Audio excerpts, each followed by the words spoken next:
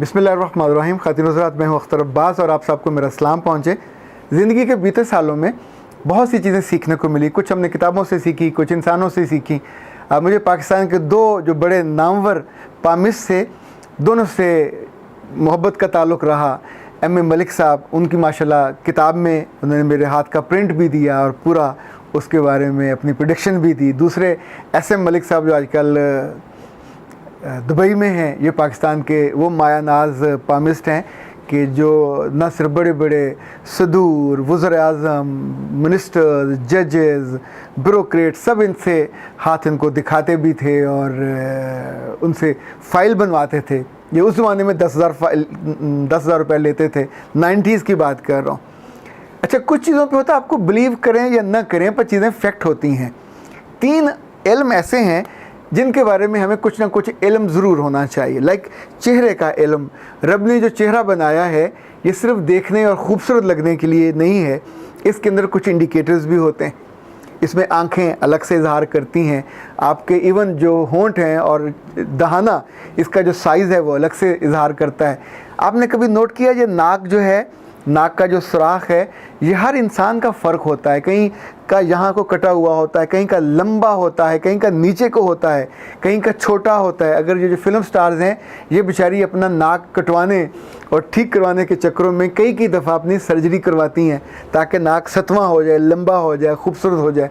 कुछ लोगों का नाक यहाँ से उभरा हुआ होता है, कुछ का यहाँ मेरी तरह से स्मूथ होता है। हर एक की अलामत अलग है, हर एक का मैसेज अलग है और हर एक का इजहारिया अलग है। जैसे लोगों ने ये दिनों के बारे में, जब आप पैदा होते हैं जिन महीनों में, ये कोई इल्म तो नहीं है पर ये ऑब्ज़र्वेशन है, धीरे धीरे ये पूरा कि इल्म बन गया और इस पे लोगों ने बिलीव करना शुरू कर दिया। पूरी तरह बिलीव नहीं करना चाहिए। ये थ्योरीज़, ख़यालात होते हैं और फिर वो प्रैक्टिस में आप उसको लोगों पे आज़माते जाते हैं और उसके बाद 10 जगह से ऐसा होता है, कन्फर्म हो जाता है कि यार जहाँ ऐसा होता है। लाइक एक बात हमने देखी बहुत सालों में कि अगर आपने अपनी उम्र देखनी हो कि कितनी हो, वैसे तो सिर्फ अल्लाह को पता है कब मरना है, कब जीना है, पर अगर आप अपने दादा की, दादी की, परदादा की, परदादी की एज जानते हो तो एवरेज उनका निकल आता है आपके वालिद की उम्र। तो वालिद किस उम्र में फ़ौत हुए, दादा किस उम्र में फ़ौत हुए, परदादा किस उम्र में फ़ौत हुए। इवन परदादा के बारे में ना भी इल्म हो तो बाप और दादा की जो रीडिंग है, इसको प्लस करते हैं, 2 पे तकसीम करते हैं तो एवरेज निकल आती है। आपके ख़ानदान की वही एवरेज होती है, उससे ज़्यादा लंबी। अगर वो 70 साल में, 72 में फ़ौत हुए तो आपकी बारी 82 साल में नहीं आएगी, 92 में तो सवाल ही पैदा नहीं होता। सो 19-20 हो जाता है, लेकिन बाकी वही रहता है। एक इल्म जिस पे मैं आपसे आने वाले दिनों में बात करने का इरादा रखता हूँ, वो आपकी तहरीर है। आप लिखते कैसे हो, आप जी कैसे लिखते हो, वाई कैसे लिखते हो, उसका पेट खुला होता है कि बंद होता है। चूँकि इसमें से आपकी खूबियाँ, आपकी खामियाँ, आपका काबिल एतबार होना, काबिल एतबार ना होना, मोहब्बत करना, धोखा देने वाला, चूँकि मैं इस पर बहुत सालों से प्रैक्टिस करता रहा। अभी तो एक और इल्म है जिस पे दुनिया में इस वक्त काम हो रहा है, वो आपके पाँव की लकीरें हैं कि पाँव की लकीरें क्या कहती हैं। और इन ज़ाहिर मेरे रब ने कोई एक चीज़ भी ऐसी पैदा नहीं की जिसका मतलब ना हो। हम चूँकि सुनी सुनाई बात लेके भाग खड़े होते हैं, उसकी डेप्थ में नहीं जाते, उसके जो असूल होते हैं, जो मुबादियात होते हैं, उनको हम नहीं जान पाते, ढूंढ पाते। लाइक हाथ की लकीरें हैं, ये हमेशा बहुत सारी चीज़ें खूबसूरती से बताती हैं। आपकी सेहत का बताती हैं, आपके ताल्लुकात का बताती हैं, आपके रिश्तों का बताती हैं, आपके करियर का बताती हैं, आपके दिल का बताती हैं। हम इसमें से क्या ढूंढते हैं? बच्चे ढूंढने लग जाते हैं, मौत ढूंढने लग जाते हैं। 10 वो चीज़ें जो ऑफकोर्स इसमें हैं, पर आप उनके बारे में क्यों बात कर रहे होते हैं? लाइक इसमें अंगूठा देखें, ये जगह देखें तो आप अपने दोस्तों की तादाद ढूंढ सकते हैं। अगर यहाँ से आप देखें तो आप अपनी दौलत कि रब ने कितनी आपके वक्त में रखी है वो ढूंढ सकते हैं। अगर आपके हाथ पे जाल है तो फिर परेशानी, एंग्जाइटी और मसाइल का पूरा घर है आपका दिल और दिमाग।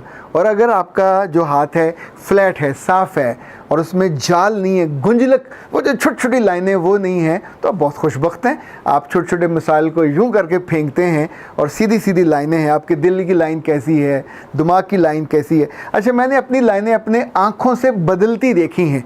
लाइक मैं 10-12 साल जर्नलिज्म में रहा, नवाए वक्त में था, तो तब मेरी लाइन बिल्कुल और रुख पे थी। फिर जब उसको छोड़ के अब ये उर्दू जर्नलिज्म था, तो फिर मैं एकदम यूनिवर्सिटी टीचिंग में चला गया। अगले 12-13 साल में वहाँ रहा। वो टोटल अंग्रेज़ी पढ़ना, अंग्रेज़ी किताबें जो पढ़ाने वाले वो बिल्कुल और तरह के थे, तो लाइन बदल गई। उसके बाद मैं उर्दू डाइजेस्ट का एडिटर बना, कौमी डाइजेस्ट का एडिटर बना, और लिखने पढ़ने की तरफ में ज़्यादा मेरा रुझान हुआ। तो तब मेरी लाइनें, उसकी बेस वही रही, लेकिन लाइनें यूँ बदलती रहीं। अभी जब मैं ट्रेनिंग में आया तो फिर लाइन ने अपना रुख बदला। याद रखिएगा, मेरे रब ने हर चीज़ में बड़ी महारत के साथ, बड़ी दनाई के साथ ऐसी ऐसी चीज़ें रखी हैं।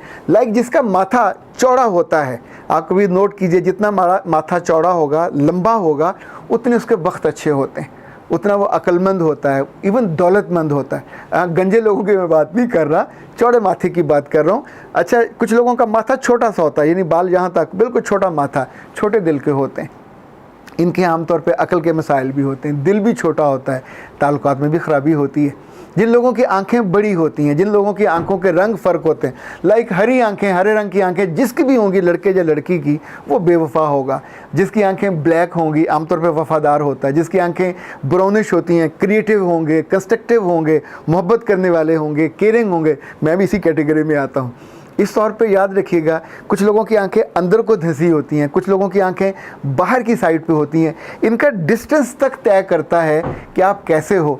ये जो नाक के आपके जो सुराख हैं, ये आपकी जिनसी ज़िंदगी के बारे में तय करते हैं। आपकी क्रिएटिविटी और सोच के बारे में ये जगह तय करती है। लाइक जिन लोगों के बारे में जिनकी नाक यहाँ से उभरी होती है, वो बिल्कुल और तरह के होते हैं। जिन लोगों की नाक सीधी होती है, ये और तरह के होते हैं।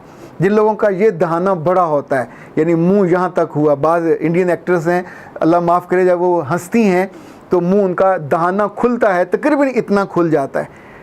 जिस चीज़ का मुंह बड़ा होगा, दहाना बड़ा होगा, ये ऐश परस्त होगा, ये काबिल एतबार नहीं होता। अच्छा, जिसका दहाना छोटा होगा, ये निस्बतन ऐश परस्त नहीं होता, ये कम गो होगा, खामोश होगा, हम्बल भी होता है। और जो जितनी आदतें वो खुले मुंह वाले, जब खुले दहाने वाले लोगों में होती हैं, इसमें नहीं होती। ये जो छोटे मुंह वाले हैं, ये पुरस्कून होते हैं, ये मस्ती वस्ती नहीं करते।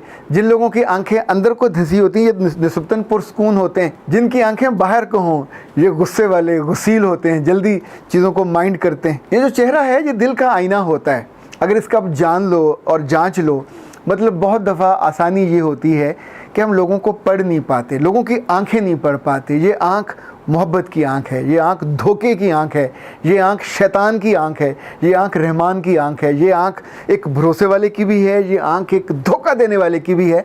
पर आपको गट्स होने चाहिए, क्योंकि जब हम चीज़ों पे गौर नहीं करते तो अच्छा, जिन लोगों की आंखें बहुत तेज़ी से इधर उधर मूव कर रही होती हैं, और आपके कमरे में बैठे हो, ऑफिस में बैठे हो, और वो टिक ना रही हो, हर तरफ वो क्यूरोसिटी रखते हों, ये बहुत अच्छी आंखें नहीं होती। इनके बारे में, इनकी शान में मैं बहुत गुस्ताखी नहीं करना चाहता, पर ये आंखें बिल्कुल काबिल एतबार नहीं होती।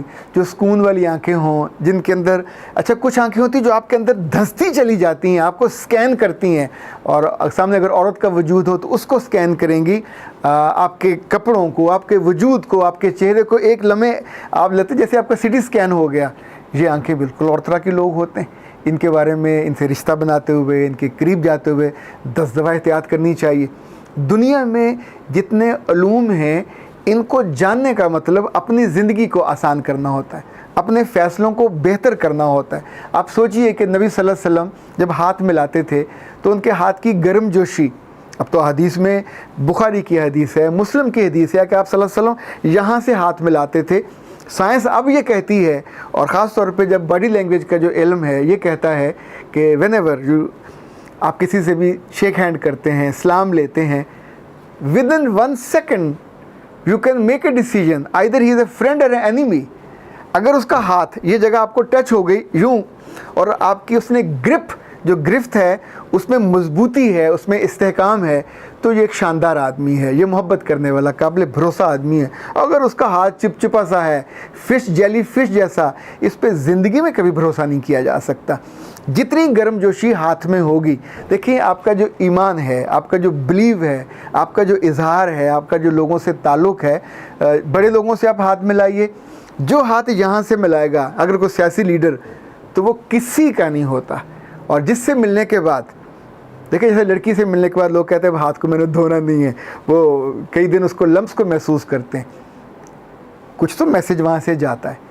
इसी तौर पर जब हम किसी अजीज़ से, रिश्तेदार से, अपने टीचर से, अपने कोलीग से, अपने क्लाइंट से, अपने गाहक से, जिससे भी हाथ मिलाते हैं, ये हाथ 13 तरह से तो मिलाना मैं सिखाता हूँ जब हम कॉरपोरेट में और मैनेजर्स की ट्रेनिंग करते हैं, कि जब लोगों से मिलते हैं हम उनके बारे में नहीं जानते होते, पर हमको इल्म होना चाहिए कम से कम वक्त में हम दूसरों को कैसे जान सकें।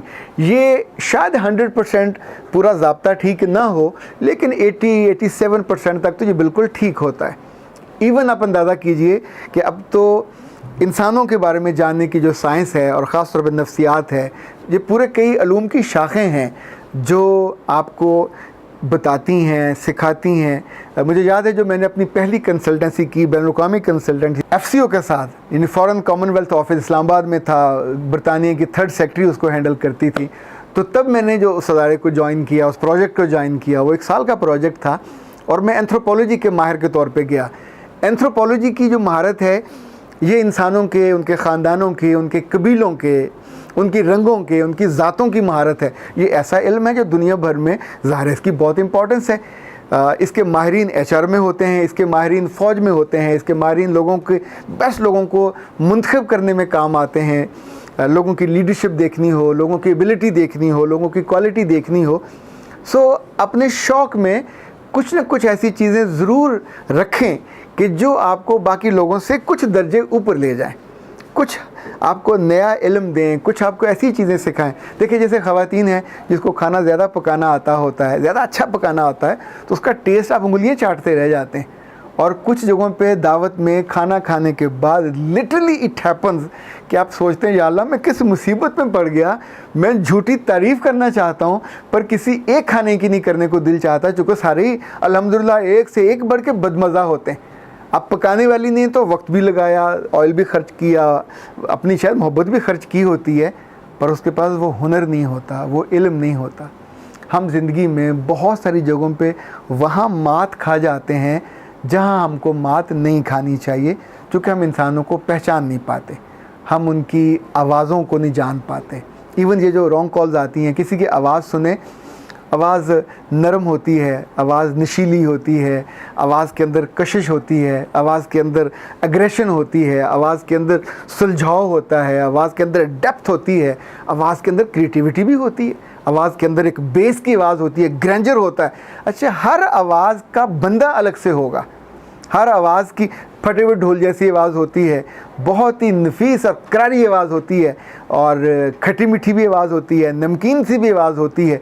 हर आवाज़ की बंदी या बंदा, ये आवाज़ें या जो कुछ उनको मिला है, मेरा मानना ये है कि मेरे रब ने ये सब कुछ इत्तेफाक से नहीं दिया, ये प्लान्ड है, ये उसकी सेगमेंटेशन है, ये उसके, जैसे हम वोकेबलरी में लफ्ज़ों की सेलेबल्स करते हैं, तो इंसानों को उनकी आदतों से, उनकी खूबियों से, उनकी महारतों से, उनकी शक्लों से, उनके चेहरों से, इवन उनके कानों से, उनकी आँखों से, उनके होंठों से, होंठों की बारीकी से, जिनके होंठ मोटे होते हैं, भद्दे होते हैं, ये और तरह के लोग होते हैं, जिनके होंठ बिल्कुल बारीक होते हैं, कागज़ी से होंठ, ये लड़कियां और लड़के बिल्कुल और तरह के होते हैं। जिन लोगों के होंठ, नाक ज़रा मोटे होते हैं, ये और तरह के लोग होते हैं। जिनके नाक बिल्कुल सीधे सतवा नाक होते हैं, ये और तरह के लोग होते हैं। जिन औरतों के और मर्दों के नाक का जो है सुराख, ये लंबा होता है, ये जिनसी तौर पे बहुत शिद्दत पसंद होते हैं।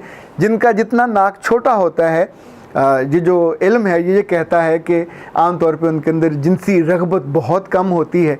अच्छा, इसी तौर पे जिनके नाक ऊपर को कटे हुए होते हैं, जैसे कुछ अदाकारों के आप देखते हैं, फिर बाद में वो उसकी कराने के बाद सर्जरी उसको बंद करा के तो नीचे को करते हैं। श्रीदेवी और उसकी बेटी और ये शिल्पा शेट्टी वगैरह, इन लोगों ने अपने नाकों को, कई लोगों ने अपने 3-3 दफ़ा नाक करवाए, चूँकि वो उस कैटेगरी में आना चाह रहे होते हैं जहाँ वो ना खूबसूरती का सिंबल भी बने, और साथ साथ उस कैटेगरी में आए जहाँ इंसानों को पहचानने का जो इल्म है, जो चेहरा शनासी का इल्म है, ये भी उनके बारे में, उनकी अच्छी लेगेसी का इजहार करे।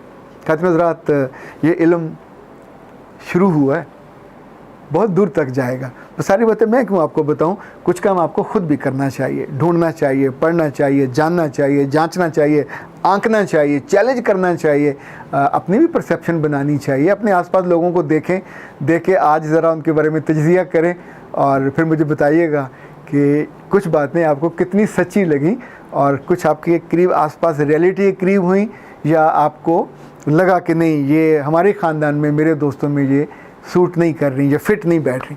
अख्तर अब्बास को दीजिए इजाज़त। अस्सलाम वालेकुम।